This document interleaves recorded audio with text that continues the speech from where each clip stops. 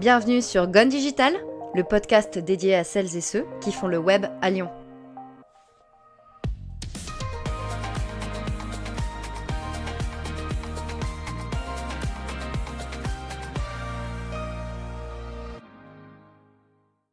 Bonjour à toutes et à tous, j'espère que vous allez parfaitement bien. Ici à Lyon, il commence à faire bien froid. Et pour se réchauffer les oreilles, écoutez donc Anne-Claire Girard dans cet épisode numéro 24 du podcast. Consultante en stratégie digitale, Anne-Claire nous parle de son parcours, de ses leçons de vie et surtout du blog digital.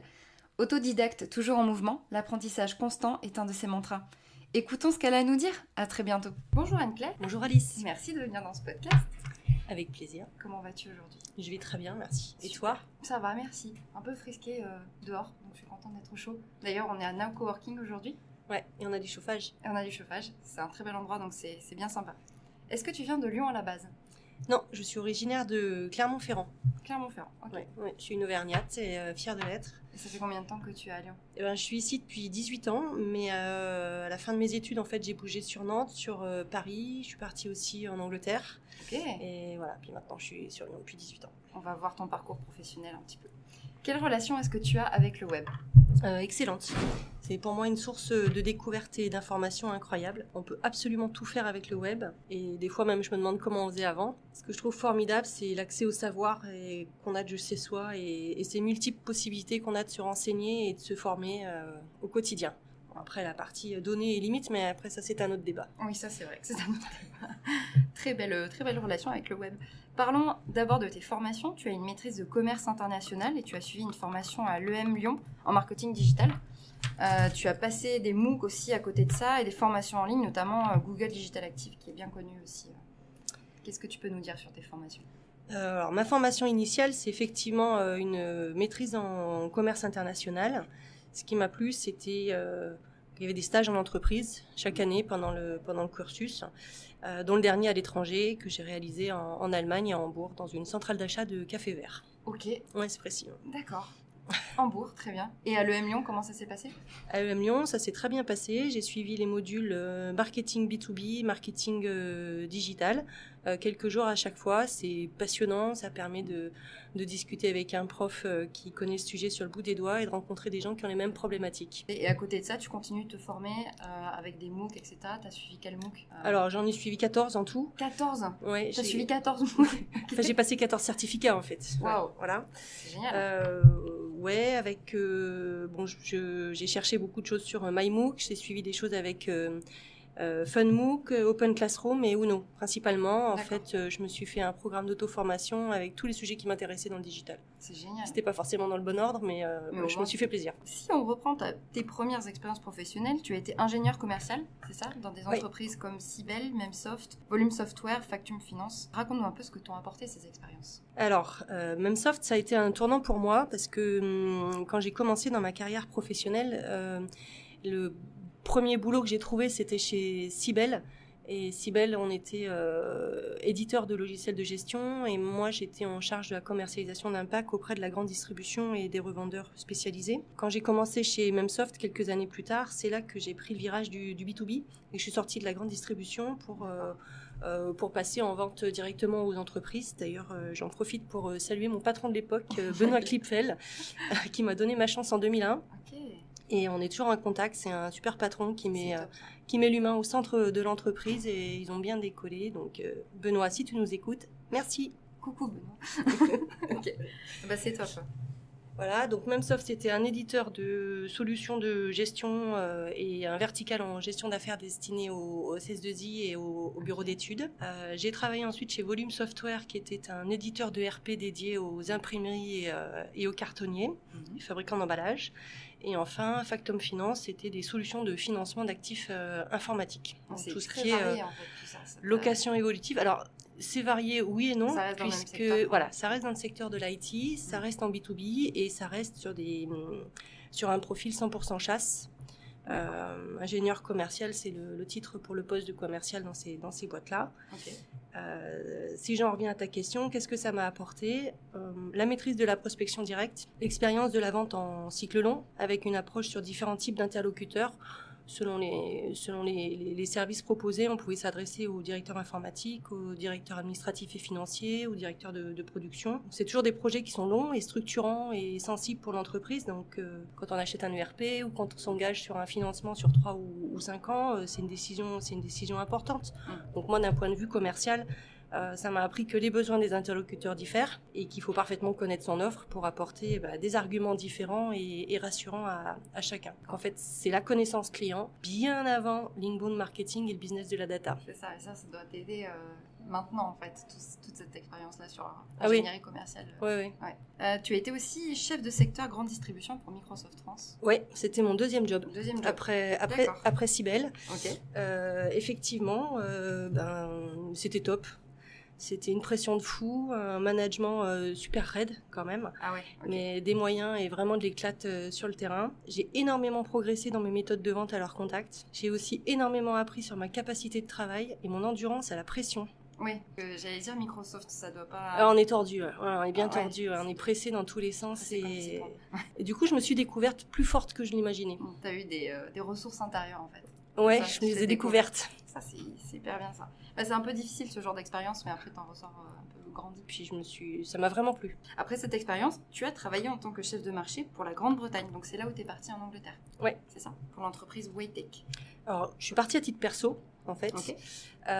Et j'avais rencontré Waytech peu de temps avant. Donc, ils sont revendeurs italiens de matériel et accessoires informatiques qui voulaient lancer une gamme de graveurs DVD sur le marché, mais ils savaient pas trop comment ça fonctionnait. Donc ils m'ont missionné pour faire une étude marketing sur le marché, la concurrence, les enseignes et les canaux de vente. Bon, c'était top, hein. J'ai rencontré plusieurs grossistes qui étaient l'équivalent des centrales d'achat. Bon, quand je suis arrivée, j'avais un peu besoin de me décoincer au niveau de l'anglais parce que moi j'étais allemand première langue. C'est énorme. Et j'étais parfaitement bilingue, donc l'anglais j'étais pas trop, j'étais moins à l'aise à l'oral. Donc j'ai commencé à chercher un petit boulot. J'ai travaillé dans un pub les nuits, les soirs et les week-ends. Et ouais, ça m'a fait énormément progresser. Ouais, ça m'a très efficace. L'anglais a repris le dessus sur l'allemand. D'accord. Donc maintenant t'es trilingue.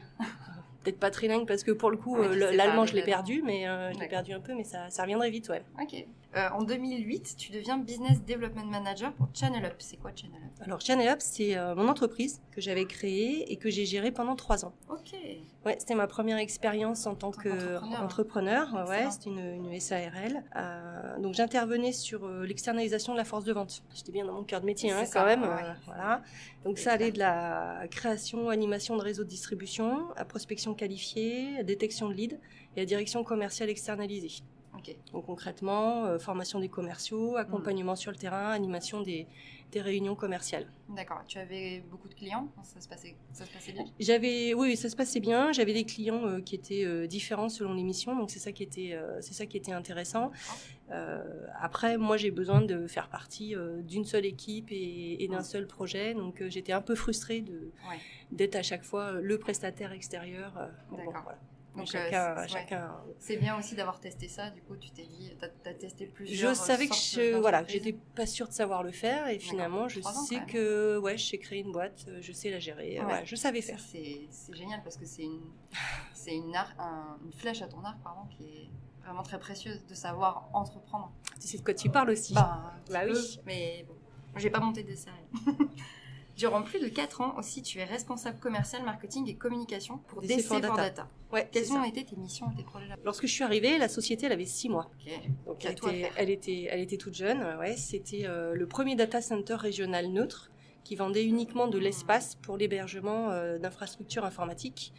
En fait, on vendait des baies, l'électricité, la clim, et on vendait surtout l'espace à l'intérieur de ces baies. Donc l'idée étant que les clients louent de l'espace pour aller installer leurs serveurs. Donc mes missions, c'était développer le business principalement, des ventes directes auprès des grands comptes de la région, pour proposer d'externaliser leur salle informatique, et ventes indirectes en démarchant les ESN et SS2I, éditeurs, intégrateurs, etc. Et donc ça, c'est à Lyon ? Ça, c'était sur Lyon-Limonest. Sur Lyon-Limonest, d'accord. Ouais. Okay. Donc commercialement, moi j'avais besoin de visibilité, de notoriété. Et d'un point de vue marketing, j'avais besoin de références. Comme j'intervenais sur tous les sujets, j'ai fait preuve de bon sens. Voilà, j'ai fait quadrillage des prospects, création d'une image de spécialiste, gérer les réseaux sociaux aussi, parce que on les a mis en place à ce moment-là, mise en place d'une veille, organisation de visites, d'événements. Enfin, c'était une petite boîte, hein, on était 4, on touchait un petit peu à tout, mais voilà. Oui, quand on est petit, quand on est en petit comité comme ça, on est obligé de savoir faire d'autres choses que son cœur de métier. Ouais. Donc mes missions, c'était tout ce qui contribuait à développer l'image de la société et son business. Et moi j'ai adoré, c'était vraiment passionnant. Et c'est là aussi que j'ai vu les changements d'usage des acheteurs qui n'attendaient plus d'être démarchés gentiment par téléphone pour qu'on leur vende des services et qu'ils allaient chercher l'information en ligne. Et là, ça a été un déclic. Le déclic du digital. Le déclic du digital, c'est ça. Du coup, petite transition, depuis avril 2017, tu t'es lancée en tant que consultante en stratégie digitale et surtout, tu as créé ton blog qui s'appelle Blog Digital, un média de qualité sur les enjeux du digital. Tu écris des articles sur les formations dans le marketing digital, sur l'inbound marketing, le growth hacking, l'UX, le social media. Il y a plein de sujets différents. Ton blog, c'est une mine d'infos et ça fait quand même depuis 1 an et quelques que tu l'as lancé. 1 an et demi, voilà. Donc dis-nous tout, combien de trafic tu as, comment tu t'es lancé, etc. Déjà merci pour tout ce que tu dis sur le blog, parce que ça fait super plaisir à entendre. C'est dans mon feedly, tu vois, il y a marqué blog digital. D'accord. Je regarde. Top. Alors, blog digital, en fait, c'est la finalité de mes formations. C'est-à-dire que j'ai décidé de me former pour apprendre à créer cette brique à monde du commerce, travailler les mots-clés, la création de contenu, l'inbound marketing. Je voulais savoir mettre en place une stratégie digitale en entreprise. Et comme j'avais pas eu la possibilité de la faire dans mon poste, j'ai décidé d'acquérir ces compétences-là. J'ai trouvé que c'était très théorique et moi j'avais besoin de savoir un petit peu comment ça fonctionne, donc j'avais envie de savoir créer un site web. Et de quoi j'allais bien pouvoir parler sur mon site web. Et en fait, j'ai créé le site dont j'avais besoin quand je cherchais à me former, c'est-à-dire quelque chose qui me dise pourquoi se former au marketing digital, comment vous pouvez vous former au marketing digital, qu'est-ce qui existe, c'est quoi les possibilités, c'est quoi les outils, c'est qui les professionnels du secteur, etc. En fait, j'ai mis mon expérience à moi au cœur de l'expérience client du site et c'est parti comme ça. Donc aujourd'hui, c'est un site qui a trouvé sa place sur le marché. Il l'a trouvé parce que je ne m'adresse pas aux spécialistes. Pour ça, il y a des gens qui font ça très très bien. Que je m'adresse aux gens comme moi qui cherchent à comprendre. Je vulgarise les éléments. Je m'adresse aux débutants, en fait. Donc aujourd'hui, c'est un site qui fait en moyenne 16 000 pages vues. Ça fait par mois. Par mois, ouais. D'accord. J'ai 3500 visiteurs uniques par mois. Je suis que en référencement naturel pour l'instant. T'as pas de référencement payant? Non. T'as pas fait d'adresse? J'ai rien lancé pour l'instant. Là, je travaille le contenu. Et oui. Voilà. Content marketing for the win. J'ai un taux de rebond qui est très bas, qui est de 7% en moyenne. 7% en moyenne? Ouais, 7% en moyenne. Génial. Ouais. Parce que le taux de rebond, c'est vraiment le fer de lance des marketeurs. Ils disent, comment je peux faire descendre le taux de rebond? Voilà, du contenu, voilà. J'ai publié 159 articles depuis le début, 145 qui ont été rédigés par mes soins et 14 par des personnes extérieures. D'accord. Et sur ces 159 articles, j'en ai eu plus de 1400 qui ont été partagés sur l'année dernière. Énorme. C'est des jolis chiffres. Hein. Ouais, je suis assez contente. Ouais, tu devrais être très contente. Je suis assez contente. C'est énorme pour un blog qui n'est pas forcément, qui n'a pas 10 ans de passif Google derrière. Je trouve que juste avec du SEO, c'est top ce que tu arrives à faire avec ton blog. Ouais. J'essaye de faire 10 à 12 articles par mois et ce qui me fait le plus plaisir, c'est de voir quand je rencontre des gens en fait qui me disent mais je connais votre site. Ah mais c'est vous blog digital. Ben, j'aime beaucoup et des fois c'est des gens que je connais pas du tout. Ça, et voilà, donc ça fait plaisir. Ça fait super plaisir par rapport à ça. J'ai eu juste, si je peux faire un petit aparté par rapport à ça, j'ai eu un retour d'expérience la semaine dernière de quelqu'un qui suit régulièrement mon blog. Je m'attendais pas du tout. Et alors il m'a dit, vraiment il aime beaucoup ce que je fais parce qu'il apprend toujours quelque chose. C'est soit un outil, une pratique, ça peut être un retour sur un événement professionnel qu'il a découvert grâce à moi. Il apprécie que ce soit du partage d'infos de l'expérience, du vécu et pas uniquement des tutos. Oui. Ça tombe bien parce que je n'ai pas fait de tuto, donc tant mieux. Et ce qu'il aime, c'est son côté vivant et authentique. Et j'ai trouvé que c'était super beau et je suis contente parce que c'est ce que j'ai envie de transmettre. C'est beau de partager ça avec nous. Merci. Voilà. Et donc, je trouve que c'est très vrai parce que moi, je suis énormément de blogs sur le digital, sur l'inbound marketing, etc. Et ce que je trouve vraiment bien dans ton blog, c'est que voilà, on apprend toujours quelque chose. Moi, je suis très déçue parfois quand je clique sur un article et que c'est que du bullshit ou que de la publicité. masqué pour un outil, un logiciel, etc. Et c'est vraiment dommage. Alors que là, tu apprends quelque chose, tu as envie de te former au marketing, hop, tu sais exactement comment te former, combien de temps ça va prendre. Enfin, c'est une mine d'infos, c'est de la vraie info. Voilà. J'essaye d'être effectivement très pratique, articles, opérationnel. Et là où je suis vraiment très surprise, c'est marrant, c'est que c'est beaucoup de jeunes qui le suivent. C'est le segment 25-34. Donc ce sont les jeunes actifs en fait, qui cherchent à se former et comment utiliser les outils dans le monde de l'entreprise. C'est ça. Et je trouve ça assez parlant, en fait. Oui, c'est vrai. Mais moi, j'aurais beaucoup aimé avoir ce blog-là quand j'étais étudiante et que je ne savais pas du tout ce que c'était le marketing digital, etc. J'aurais complètement aimé suivre ce genre de blog. Donc, c'est super. Est-ce que tu as des rédacteurs, rédactrices qui contribuent, du coup ? Alors oui, aujourd'hui j'ai 3 personnes qui publient régulièrement. Nancy qui parle de stratégie de communication, Camille sur la transformation digitale. On a d'ailleurs mis à disposition un livre blanc à télécharger. Elle nous a fait un chouette dossier. Et puis Aurore qui est Miss Blockchain, qui a sa propre rubrique. Excellent. Et qui aborde tous les sujets autour de la blockchain qui la passionnent. Ça c'est bien parce que la blockchain c'est tellement compliqué, on ne sait pas du tout par où commencer. Donc, voilà, et je ne prendrai pas la parole sur ces sujets, on est bien d'accord, c'est le sien. Explique-nous maintenant la blockchain. Voilà, non, mais il y a des très bons articles sur le site. Voilà, donc ça c'est de manière régulière. Après, il y a des gens qui interviennent de façon plus ponctuelle sur leur dispo, comme Nathalie Bouillot, par exemple, qui a parlé d'e-réputation et d'identité numérique, ou alors Cinda et Gabriella. Puis en parallèle, j'ai aussi des demandes pour des articles invités. Donc, si c'est dans ma ligne éditoriale et si c'est pas de la vente de services, j'étudie.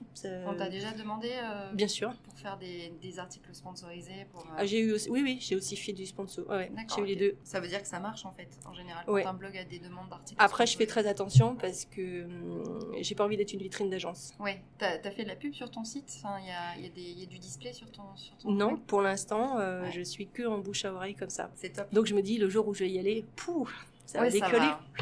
Tu proposes à côté de ça aux entreprises de la rédaction de contenu la mise en place d'un blog professionnel pour valoriser une ou plusieurs expertises. Je vais y arriver, j'ai du mal à parler aujourd'hui. Tu fais aussi beaucoup de veille via Twitter et tu es très actif sur les réseaux sociaux. Quel est ton réseau favori? J'aime bien Twitter. T'aimes bien Twitter? En fait, ouais. Pour sa réactivité, son côté live et son format qui oblige à synthétiser. Même si c'est 280 caractères, avant c'était 140. Ouais, honnêtement, je fais plus du 140 que du 280 parce que sinon on voit pas le bas. Oui. Je trouve ça dommage. C'est ça. Après, je m'adapte aussi. J'ai pas le même lectorat qui va sur LinkedIn, sur Twitter et sur Facebook, mais j'aime bien Twitter.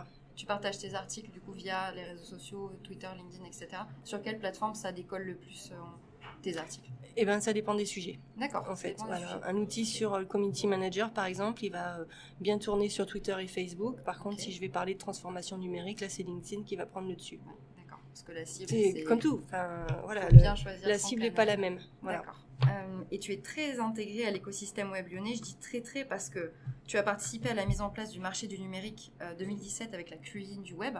Ceux et celles qui ne connaissent pas la cuisine du web, c'est une association dans le web sur Lyon.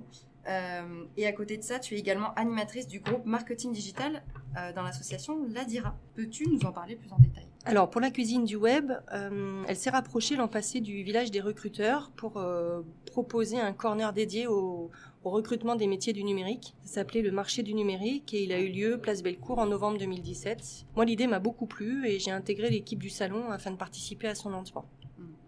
Ouais, j'ai bien. Franchement, j'ai bien aimé. Belle réussite au niveau de l'événementiel. Ouais, c'était pas mal. 2019. Ladira, c'est l'association pour le digital en Rhône-Alpes, historiquement dédiée plutôt aux directeurs informatiques pour leur permettre d'échanger conseils et bonnes pratiques. Elle a su évoluer et d'ailleurs l'année prochaine, elle fêtera ses 50 ans. 50 ans. Donc ça commence à faire... joyeux anniversaire. Ça commence à faire une belle histoire. Aujourd'hui, elle compte plus de 600 membres qui sont tous des entreprises et une vingtaine de groupes de travail. Infrastructure, stratégie, achat, big data, intelligence artificielle, etc. Et le groupe marketing digital a 1 an et demi et on m'a proposé de l'animer à sa création en mars 2017. Donc là, je m'adresse aux directeurs marketing qui partagent également expérience et bonnes pratiques. C'est un groupe sympa, régulier et dynamique. Oui, c'est vraiment bien. Et vous vous réunissez Toutes les 6 semaines. Toutes les 6 Le semaines. vendredi matin. D'accord. Vous êtes combien dans le groupe? Le groupe en tout, on va y avoir une trentaine de personnes avec entre 12 et 15 qui sont récurrents et qui viennent à chaque fois. D'accord. C'est top parce que tu es hyper active dans l'écosystème web. Enfin, moi, je te vois à plein d'afterwork, à plein de choses. La dernière fois, on s'est vu à l'afterwork de Social Builder, il me semble. Oui. Et c'est top que tu sois comme ça, que tu as un réseau très actif sur Lyon. J'aime ça, en fait, j'aime bien les réseaux. T'aimes bien les rencontres. J'aime bien rencontrer les gens. Parce que tu peux te dire que tu peux te focaliser sur ton blog ou ton activité, mais à côté de ça, tu animes le groupe. Enfin, en même temps, j'ai quand même 20 ans d'expérience en tant que commercial, et un commercial, qu'est-ce qu'il fait? Il va au-devant des autres, donc il a besoin des autres, il a besoin de discuter, il a besoin d'échanger, et moi j'aime écouter, j'aime trouver des solutions, donc savoir un peu quelles sont les problématiques des uns des autres et voir comment je peux les aider. Je trouve que tu es un peu une journaliste quand même, parce que tu écris sur le blog, tu vas rencontrer les gens. Je trouve que tu as un côté quand même très journalistique, non? Bah je prends alors. Allez, j'aime bien. Allez. C'est cool. Tu es également membre d'Étincelle à Lyon, réseau Girl, les femmes du numérique. Ça aussi, c'est des réseaux féminins sur Lyon. Ah oui, j'aime bien les réseaux qui mettent les femmes en valeur, même si je trouve qu'on ne devrait pas forcément avoir à le faire. Hein. Non, ça c'est vrai. On est tous égaux et c'est un petit peu dommage qu'il y ait moins de femmes que d'hommes dans le numérique, mais je suis tout à fait d'accord. On y travaille. Ouais, c'est ça. Et quelles sont les différences entre Étincelle, réseau Girl et femmes du numérique pour ceux qui ne connaissent pas? Étincelle, c'est un programme issu de Social Builder qui accompagne les femmes qui ont un projet dans le numérique. Réseau Girl, c'est une émanation de Réseaupol, qui est l'association qui regroupe tous les opérateurs de téléphonie sur Lyon. Et il y a très peu de femmes dans ce milieu-là, donc ils ont eu l'idée un jour de créer Réseau Girl pour que les femmes du domaine telco se connaissent. Et puis, Femmes du numérique, c'est une plateforme en ligne qui permet aux femmes de mettre en avant leur carrière dans le numérique et de se connaître entre elles et de montrer aux autres que oui, il y a des carrières dans le numérique et qu'il y a beaucoup de femmes qui font carrière dans le numérique. D'accord, c'est top. Quelles sont les leçons que tu as apprises de ton parcours professionnel jusqu'à maintenant? Que rien n'est fiché. Rien n'est figé. Ouais, on peut apprendre à tout âge et on a tous une capacité d'apprentissage vraiment phénoménale. Moi, je regrette qu'on continue à mettre les gens dans des cases parce qu'on peut avoir envie de changer de métier et c'est même naturel de ne pas avoir les mêmes envies à 20 ans et à 40 ans. Moi, j'ai changé plusieurs fois d'entreprise, j'ai appris plein de choses, j'ai fait des rencontres formidables, j'ai pris des risques aussi. J'en ai parfois un peu payé le prix, mais bon, c'est comme ça. Moi, je le regretterai jamais. Ces expériences, ces rencontres ont contribué à façonner la femme que je suis aujourd'hui, avec ma personnalité, avec ma richesse et mes idées. Voilà, je crois que quel que soit son parcours professionnel, il faut le suivre en fonction de ses envies, en fonction des gens qu'on rencontre, des opportunités qui sont proposées, et puis on voit. Puis moi, j'aime bien les risques. Oui, bah oui. Mais en fait, tant pis si je tombe, parce que je me relève. De toute façon, je me relève toujours. Voilà, mais ça, c'est une super leçon parce qu'il y a beaucoup de gens qui ont peur de changer de métier ou de faire un virage professionnel parce qu'ils se disent, mais qu'est-ce que je vais faire? Et si je me plante? Et si ça marche pas? Je fais comment? Toi, t'as monté une boîte, t'as changé de métier, tu t'es formée toute seule, c'est quand même des prises de risques. Ouais, si on me donne pas, je vais chercher. Voilà. Ça fait un peu peur des fois. Mais, ça fait un peu peur aux autres. Hein. Ouais. Aux autres? Ouais, ça fait peur aux autres. Plus qu'à toi-même? Ouais. D'accord. Bah oui, pourquoi forcément. Ça fait peur aux autres? Parce que justement, on prend des décisions, on décide d'avancer, alors que forcément, en face, on n'a pas toujours des interlocuteurs qui raisonnent de la même façon et qui se disent « oulala, elle va vite, oulala, elle va loin, oulala, elle va me faire de l'ombre, oulala ». Et non, c'est juste qu'on est tous différents et qu'on est surtout complémentaires. Rien n'est figé et aujourd'hui, je pense que avoir le même poste toute sa vie, c'est quelque chose qui évolue, quoi. On a une autre ouverture d'esprit aussi. Hein. Il suffit de voir déjà que les jeunes, ils ne cherchent plus à avoir un seul métier toute leur vie. Ils envisagent d'avoir plusieurs patrons, de faire plusieurs postes. Donc on a une ouverture qu'on n'avait pas avant. Voilà, puis moi j'ouvre beaucoup de portes, donc... Bonjour, c'est moi. Bonjour. C'est encore moi. C'est toujours moi. J'arrive. Non mais c'est bien d'ouvrir des portes. C'est important. Merci pour ces leçons qui sont très précieuses, je pense. Est-ce que tu peux nous donner des outils fétiches ou des logiciels que tu conseilles? Pour la veille, il y a 2 outils qui me plaisent. Tous les articles que je souhaite conserver sous le coude, je les mets dans GetPocket. Et pour savoir ce qu'ont publié les sites que je suis, Feedly. Ouais, c'est tout. Ouais, y a tout. Ouais. J'avais essayé NetVibes au départ et puis finalement j'aime bien Feedly. Ouais. En fait, ce qui est bien, plus ergonomique. Ouais, exactement. Puis il est sur mobile, il est top. Ouais, non, c'est un outil qui qui est très très sympa. Pour la diffusion sur les réseaux sociaux, 2 outils que j'aime bien, c'est Swello Oui. et Cranfire. Et Swello, il me semble que c'est français. Oui, ils sont à Toulon. C'est le petit français qui concurrence Buffer et Buffer. HotSuite. Lisez l'article sur le blog digital. Oui, c'est là le blog digital. Ok, top. Donc Pocket Feedly, Swello et Cranfire. Et Cranfire, tu peux nous rappeler ce que c'est? Cranfire, c'est aussi un outil de diffusion multiplateforme où on peut publier sur Twitter, Facebook, LinkedIn, Instagram et Pinterest. Et on a le choix entre choisir son heure de publication ou alors c'est lui qui publie au meilleur moment. Et ce qui est intéressant aussi, c'est que en fonction de mots-clés qui nous intéressent, il va nous faire une proposition de compte à suivre sur Twitter par exemple. Et puis la liste des gens qui sont abonnés, ceux qui se sont désabonnés. Une veille, il va apporter des articles correspondant à ces fameux mots-clés, proposer de les partager, etc. Donc ça, c'est une partie veille qui est intéressante. Ok, ça c'est pas mal aussi. Même parce si que... sur la partie diffusion, quand même, je trouve que Swello est plus sympa. En plus, ils ont intégré le calendrier éditorial là dernièrement. Ils ont une veille des autres sites. Voilà, je trouve ça sympa. Le calendrier éditorial, c'est un vrai plus pour les community managers, pour les content managers. Clairement. Deux autres outils que j'aime bien, KeePass pour la gestion des mots de passe en termes de sécurité et Slack. C'est mon petit outil chouchou sur la partie messagerie. Ça, c'est vrai. Messagerie instantanée, créer des chaînes, s'envoyer des documents. C'est tellement pratique. Quelles sont tes adresses coup de cœur à Lyon? Alors ça a été compliqué. Parce qu'il y a beaucoup d'adresses coup de cœur, c'est ça? Oui, il y en a plusieurs. Alors je dirais que pour la vue, c'est le jardin des curiosités dans le 5e, qui a une très belle vue sur Lyon, qui est plus basse que Fourvière, qui est un peu en décalé, et c'est un petit parc qui est mignon comme tout et qui donne une très belle vue sur la ville. Il est tout petit, mais alors c'est un bijou. Ouais, et ça c'est un de mes endroits préférés sur Lyon, donc c'est une adresse que je partage. Pour un café en fin de matinée ou après le marché, j'aime bien le Barbu qui est quai Bondy dans le 5e. Si j'ai envie de manger light, je vais aller plutôt chez Noz, à la place des terreaux. Et si j'ai envie de faire un bon bouchon, je vais à notre maison qui est dans le 5e également. C'est que des adresses dans le 5e, ça? Je n'ai pas fait exprès, mais ouais. C'est un quartier que j'aime bien, le 5e en fait. Bien, le 5e. C'est cool. Ok, donc jardin des curiosités, le Barbu, Noz et notre maison, c'est ça? C'est ça. Super. Pour finir, j'aimerais que tu nous parles de quelque chose qui t'a inspiré, qui t'a ému, qui t'a réjoui ces derniers temps. Que ce soit un livre, un site web, une conférence. Tu peux me parler de plusieurs choses aussi. D'accord. Alors hier, je suis allée voir Bohemian Rhapsody au cinéma et c'est génial. Enfin, c'est vraiment... on peut aimer Queen sans forcément bien les connaître et c'est l'occasion de découvrir en fait une histoire émouvante. Il y a vraiment une musique de fou, une émotion qui reste... et des heures après, et juste l'envie de se repasser en boucle tous les titres de Queen, quoi. On a envie de danser, enfin, c'est une boule émotionnelle incroyable. On a l'impression d'être sur scène avec lui lors du concert de Wembley en 85. Enfin, voilà. Okay. Ça, c'est incroyable. Ouais. D'accord. Bohemian Rhapsody, il faut que j'aille le voir. C'était complet. Enfin, toutes les séances sont complètes. Enfin, c'est un truc de dingue. Ouais, c'est vachement bien. Même si on n'aime pas Queen, on aime. Enfin, on peut pas déjà ne pas aimer Queen, c'est pas possible. Ouais, je pense pas non plus. C'est très compliqué. Donc, à quand U2 et Muse? Oui, voilà. Peut-être pas tout de suite, mais bon. Voilà.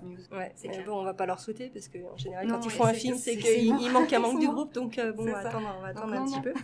Yes. Voilà. Okay. Et puis, si j'ai encore un autre sujet, je viens de finir Je te promets la liberté de Laurent Gounel. Donc moi aussi, c'est un de mes écrivains préférés. Ouais. C'est un romancier qui met vraiment le développement personnel au cœur de ses histoires.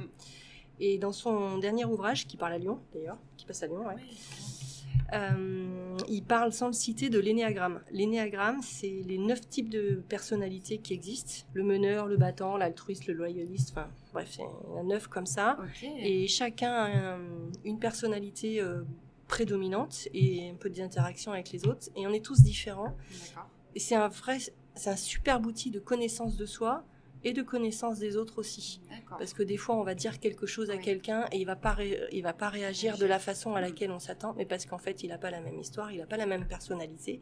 Donc, c'est quelque chose qui m'intéresse énormément. Ouais, le développement personnel. Développement personnel, psychologie, savoir comment on fonctionne. Et en connaissance de soi, connaissance des autres. C'est ça. Bah, en même temps, le marketing digital, il y a un peu de ça aussi, c'est-à-dire cibler la bonne personne au bon moment. Mais c'est hyper intéressant, l'énéagramme. Toi, t'es quoi comme profil? Moi, je suis loyaliste. Loyaliste. Le 6. Je le ferai, moi, pour voir lequel je suis. C'est hyper intéressant, je connaissais pas ce... J'adore les tests de personnalité, tout ce qui est développement personnel. Et ce qui est intéressant dans celui-là, c'est pas tant que on sait qui on est. Quand on lit les 9 profils, on comprend qui on est. Dans ce livre, il donne des clés surtout pour évoluer. C'est ça qui est intéressant. Rien n'est figé, en fait. Voilà. Ça, ce sera ta phrase. Ce sera ma phrase. Ouais. Rien n'est figé. C'est une Rien très n'est belle figé, phrase. jamais. On peut toujours tout bouger, on peut tout le temps évoluer. Il faut juste avoir envie et se donner les moyens. Et si on tombe, on se relève. C'est top. Merci beaucoup pour cette dernière phrase qui résume bien son podcast. Merci Alice. Beaucoup Anne-Claire. Ça fait très plaisir de t'avoir dans ce podcast et c'était hyper enrichissant. Donc merci beaucoup. Merci à toi. Et à bientôt. À bientôt. Le podcast est à présent terminé, merci beaucoup de l'avoir suivi.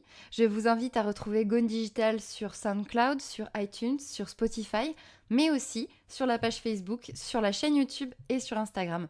Voilà, le lion est présent un petit peu partout. Je vous invite aussi à vous abonner à la newsletter mensuelle de Gone Digital avec tous les bons plans des invités, leurs bonnes adresses et les outils. Voilà, je vous dis à très vite, merci.